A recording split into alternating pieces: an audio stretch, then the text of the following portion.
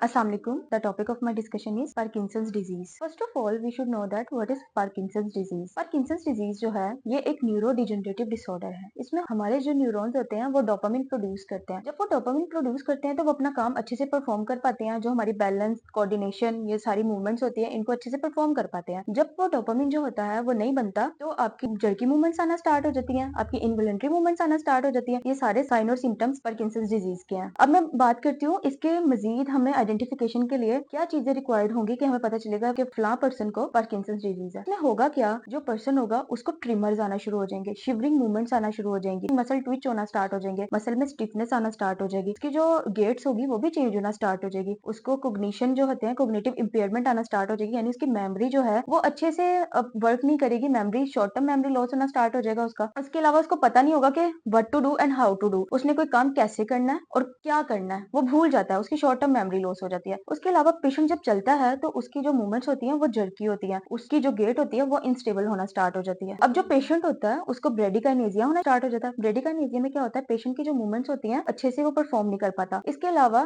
डिस्काइनेजिया होता है। डिस्काइनेजिया में वो क्या करता है, इनवॉलंटरी मूवमेंट्स परफॉर्म करता है, ट्विचिंग टाइप, ठीक है। उसके अलावा पेशेंट की मेडिकेशंस होती हैं। अगर मैं पेशेंट के ट्रीटमेंट की तरफ आऊँ तो इसमें स्टेज वाइज हम ट्रीटमेंट करते हैं, इसके कुछ स्टेजेस होते हैं, वो मैं बाद में आपको डिस्कस करूंगी। अब मैं बात करती हूँ इसके ट्रीटमेंट प्रोटोकॉल की तरफ। सबसे पहले तो मेडिसिन होती हैं जो डोपामिन को इंड्यूस करवाती हैं। उसके अलावा इसमें कुछ हम स्टिमुलेशन देते हैं। इसकी सर्जरी भी होती है। सर्जरी में होता क्या है, हम लोग इसमें एक इम्प्लांट करते हैं, एक आर्टिफिशियल इलेक्ट्रोड लगाते हैं, लेकिन वो बहुत ही लेटेस्ट स्टेजेस में होता है। उससे पहले ही ऑक्यूपेशनल थेरेपी होती है, स्पीच थेरेपी होती है और सबसे अहम फिजियोथेरेपी होती है। फिजियोथेरेपी में होता क्या है कि पेशेंट जो है उसको हम मूवमेंट्स करवाना बताते हैं कि उसने कैसे मूवमेंट्स करनी है, उसकी जो जर्की मूवमेंट्स है उनको फाइन मोटर स्किल्स की तरफ लेके आना होता है, और जितने भी पेशेंट के मसले मसाइल होते हैं जो वो अपनी डेली रूटीन में देख रहा होता है उसको हमने दूर करना होता है। क्योंकि मैंने पहले बताया है कि इसकी फिजियोथेरेपी जो ट्रीटमेंट होता है वो सबसे इंपॉर्टेंट होता है। उसमें हमने पेशेंट की गेट ट्रेनिंग करवानी होती है, उसके अलावा हमने पेशेंट की बैलेंस ट्रेनिंग करवानी होती है, हमने उसकी मूवमेंट्स की कैसे ट्रेनिंग करवानी होती है या बैलेंस कैसे करवाना होता है, हम उसको सिट स्टैंड करवाते होते हैं। फौरन से सडन कहते हैं कि सिट से स्टैंड में चले जाओ, स्टैंड से सिट में चले जाओ। हम उसकी फाइन मोटर स्किल्स को चेक करने के लिए उसको ब्लॉक्स वाली एक्सरसाइजेस करवा सकते हैं, और भी बहुत सारी एक्सरसाइज होती है जो हम इसमें करवा सकते हैं। उसके जो स्ट्रेस है उसको रिलीज करवा सकते हैं, एरोबिक एक्सरसाइजेस करवा सकते हैं हम इसमें। तो ये सारी ट्रीटमेंट प्रोटोकॉल्स है। अब इसके स्टेजेस और इसके जो ट्रीटमेंट प्रोटोकॉल मजीद जो हमने डिटेल में डिस्कस करने हैं वो आपको इंशाल्लाह नेक्स्ट वीडियो में बताऊंगी। और अपने इर्द गिर्द लोगों को देखें कि उनको पार्किंसन डिजीज का कोई इशू तो नहीं है, क्योंकि लोगों को जल्दी आइडेंटिफाई नहीं होता कि उनको कोई मसला चल रहा है। अगली वीडियो के लिए अल्लाह हाफिज। अपना बहुत सारा ख्याल रखिएगा। Thank you so much.